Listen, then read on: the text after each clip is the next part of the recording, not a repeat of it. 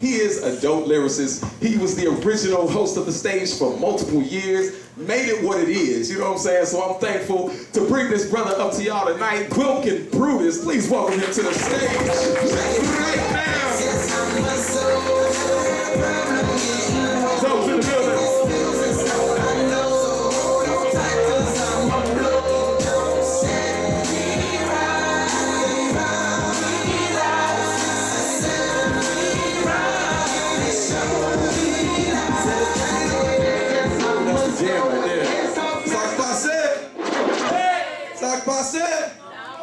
Okay, never mind.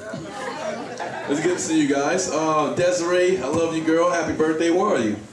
Des is tipsy.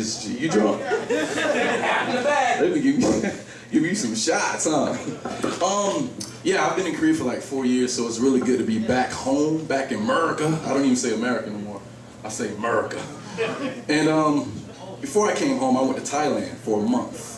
So I was in Thailand for a month. So it's only right I'll teach you how to say hello in Thai, because we're in a Thai restaurant, right? So everyone say Swatikap. Swatikap. All right, cool. Now you're officially Thai. In Thailand, I went to a place called Tiger Kingdom in Chiang Mai, northern Thailand, yeah. And I was in a cage with 4 tigers. 4 big-ass tigers. 4 big-ass tigers. And I was petting them. Yeah, it felt like a rug with rocks under it. That's how much muscle these tigers had. So that was a really cool experience. I haven't been on stage for a year, so I just, pulled an old poem out of the vault. Before I do that, I just want to give a big shout out to the DJ. Please give it up for the DJ. So let's see.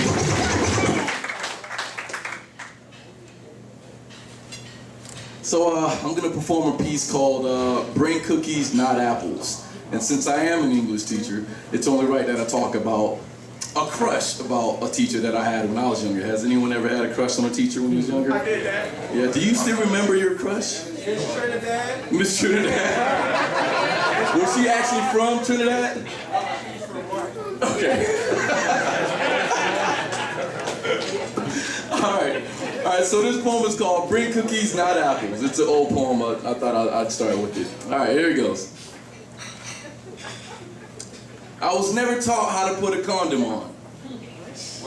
In fact, I lost my mind before losing my virginity trying to find a hole. While wiggling my puberty in a dark room, the spoiling lamp was next to her confused face and she flicked the light on and said, "Wait, boy, you know what you're doing?" I never knew what self-esteem was until that very moment, but at least I now know where her belly button is located. And then her dildo vibrated next to me. It shocked the both of us, and we laughed at that instead of my insecurities. She quickly grabbed a moment and threw it against my neck, and guided my insecurities in her wet ocean. I dived into a world unknown to me, yet known from magazines, late-night movies, cousins, and drunk uncles that wanted to take credit for my manhood. It was good, but the 2 minutes of bliss was that of an inexperienced boy, and she patted me on my back like a poor child, desperately trying to make an impression. What I got was a nut and a lesson, and squirrels don't move like rabbits do, so that was it for me. I was excited to be a man at 13 years young. It'll take more years to realize that the tongue will eventually be involved.